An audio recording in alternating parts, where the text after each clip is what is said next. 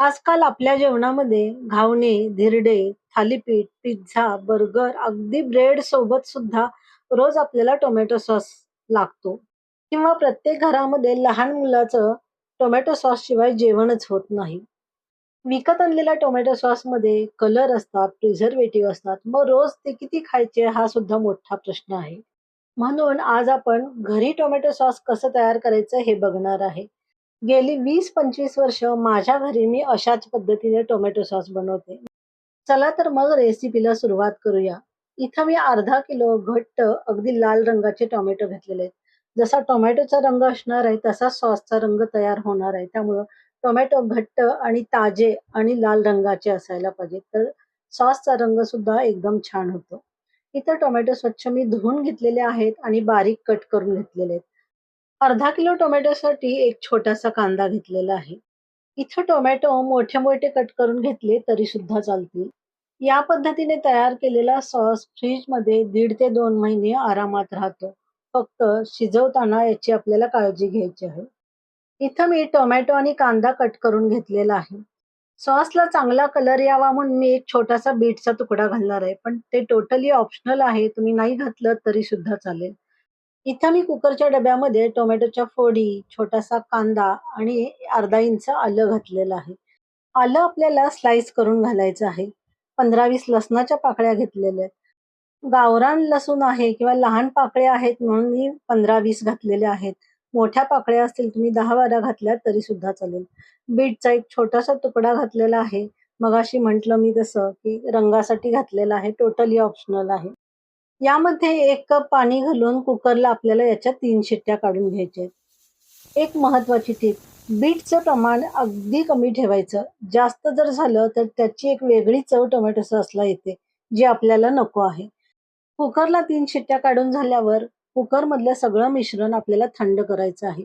नंतर मिक्सरला लावायचं आणि गाळणीने स्क्रीनवर दाखवल्याप्रमाणे गाळून घ्यायचं आहे. गाळलेलं सगळं मिश्रण आपल्याला एका पॅनमध्ये नॉनस्टिक पॅनमध्येच ट्रान्सफर करायचं आहे. पॅन आपण अजून गॅसवर ठेवलेला नाही. त्यामध्ये आत्ताच साखर, व्हाईट व्हिनेगर, सिट्रिक ॲसिड, चमचा आपल्याला बोट फिरवून सपाट करून घ्यायचं आहे स्क्रीनवर दाखवल्याप्रमाणे. हे सिट्रिक ॲसिड आहे. त्यानंतर मीठ आणि मिरची पावडर. काश्मीरी मिरची पावडर घालायची म्हणजे टोमॅटो सॉसला रंग एकदम छान येतो. हे सर्व मिश्रण व्यवस्थित हलवून घ्यायचं आणि आता आपल्याला पॅन गॅसवर ठेवायचा आहे. गॅसची फ्लेम मी ऑन केलेली आहे. सगळं मिश्रण आपल्याला व्यवस्थित उकळून घ्यायचं आहे. सगळ्यात महत्त्वाची टिप इथं, की हे मधून-मधून आपल्याला सारखं हलवत राहायचं आहे. हे सर्व मिश्रण आपल्याला मध्यम आचेवरच शिजवायचं आहे.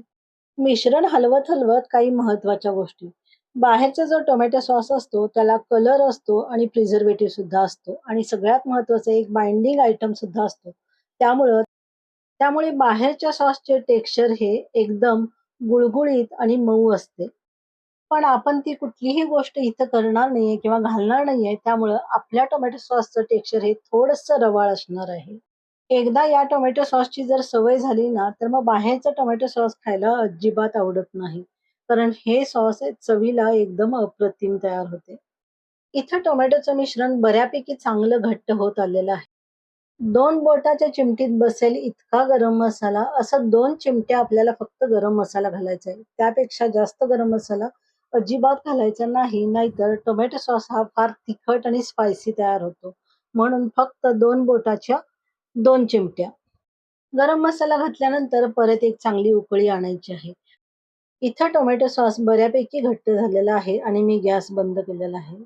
तुम्हाला सॉस अजून थोडा घट्ट हवा असेल तर अजून थोडा वेळ शिजवलं तरी सुद्धा चालेल. पाण्याचा हात न लागता हे जर टोमॅटो सॉस व्यवस्थित काचेच्या बरणीत जर भरून ठेवला तर 1 ते 1.5 महिना व्यवस्थित आरामात टिकते. तयार झालेल्या सॉसचा रंग तुम्ही बघू शकता. अगदी अप्रतिम रंग आलेला आहे आणि चव सुद्धा तेवढीच छान आहे. 15 ते 20 मिनिटात हा सॉस बनवून होतो. त्यामुळे दर 1-1.5 महिन्यांनी ताजा-ताजा सॉस जर बनवला तर मुलांना ताजा सॉस खायला मिळेल. हा सॉस तयार करून काचेच्या बरणीमध्ये भरून फ्रीजमध्ये जर ठेवला तर 1-1.5 महिना आरामात हा व्यवस्थित राहतो. फक्त जेव्हा तुम्ही बरणीतून सॉस काढाल तेव्हा कोरडा चमचा वापरावा. इथं माझी टोमॅटो सॉसची रेसिपी कंप्लीट झालेली आहे. तुम्हाला ही रेसिपी कशी वाटली ते कमेंट करून मला नक्की सांगा. परत लवकरच भेटूया अशाच एका हमखास रेसिपी सोबत. तोपर्यंत धन्यवाद.